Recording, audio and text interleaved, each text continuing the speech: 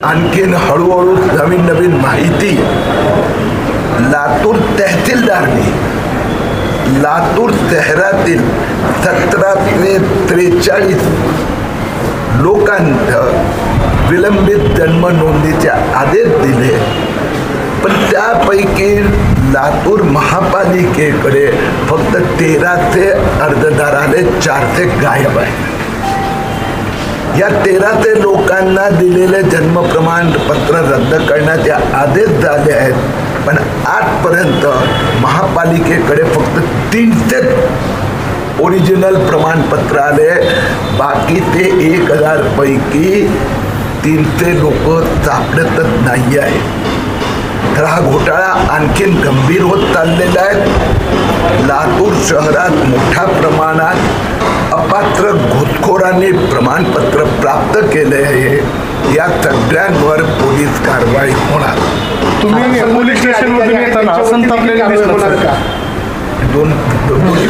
Police स्टेशनमधून येताना तुम्ही संतापलेले दिसलात.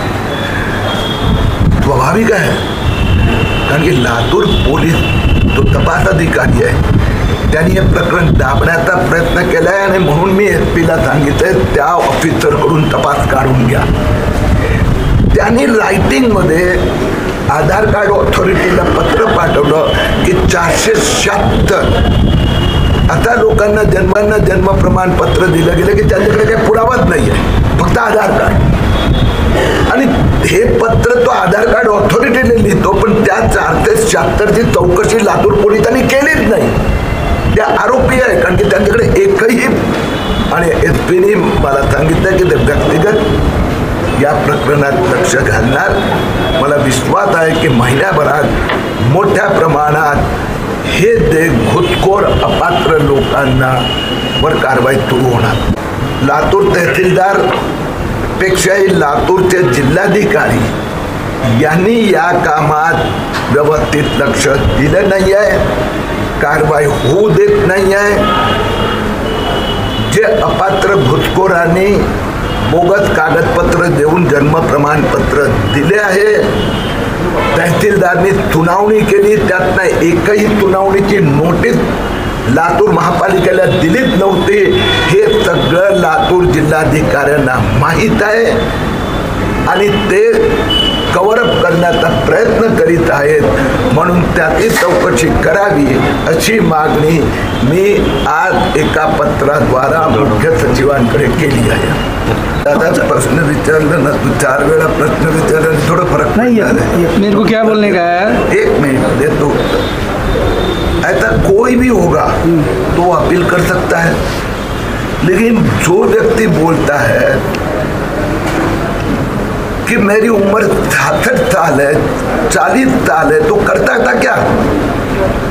और कोई भी ऐसे फुल प्रूफ एप्लीकेशन जिसकी है उसका प्रमाण पत्र रद्द नहीं हुआ है. सरसकट तहसील कार्यालय रद्द कर रहा है ना कि सर, नहीं सर, ना. सर एक मिनट सर, आप बोल रहे हैं कि महाराष्ट्र में बांग्लादेशी आए वाले, हमारे देश के प्रधानमंत्री बांग्लादेश के प्रधानमंत्री को यहाँ क्यों रखे?